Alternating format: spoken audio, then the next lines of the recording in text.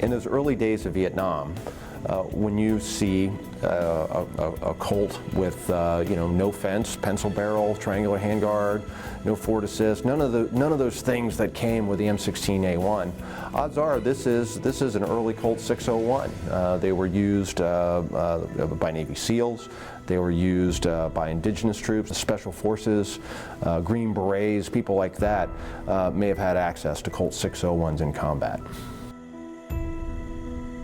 In 1962, 1,000 of these were shipped to Vietnam for experimental uses, and the reports from the field were very, very positive. They found that this high-velocity 22 caliber round had devastating wounding effects.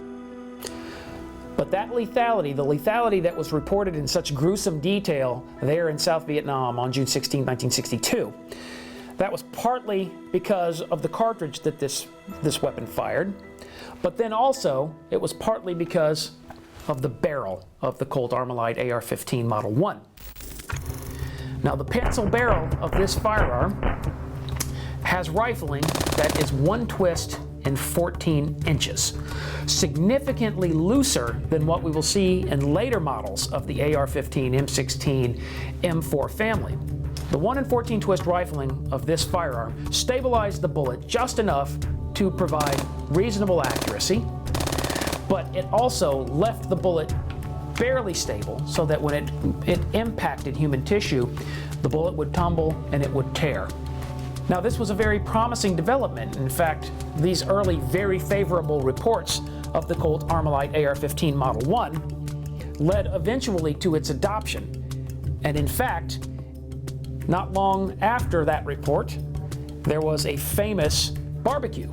And during that barbecue, U.S. Air Force General Curtis LeMay was allowed to test fire a Colt Armalite AR-15 Model 1. The way that they tested the Colt Armalite AR-15 Model 1 was by firing it at watermelons in the middle of this picnic.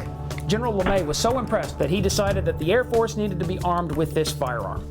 And it is for that reason that before the year 1962 ended, the Air Force had adopted it for its security force personnel. That began a period of testing that would ultimately lead to deep cold temperature testing and a climactic hangar at Eglin Air Force Base that would ultimately result in some modifications to the Colt Armalite AR-15 Model 1. Modifications that would include tightening the rifling from 1 and 14 twist to 1 and 12 twist. That tightening of the rifling made it possible for the Colt Armalite AR-15 Model 2 to provide a little bit more accuracy in extreme cold temperatures. So in other words, the rifling of the M4 carbines, M16A2s, and M16A4s in use today is more than twice as tight as it was in this first mass production version of the black rifle.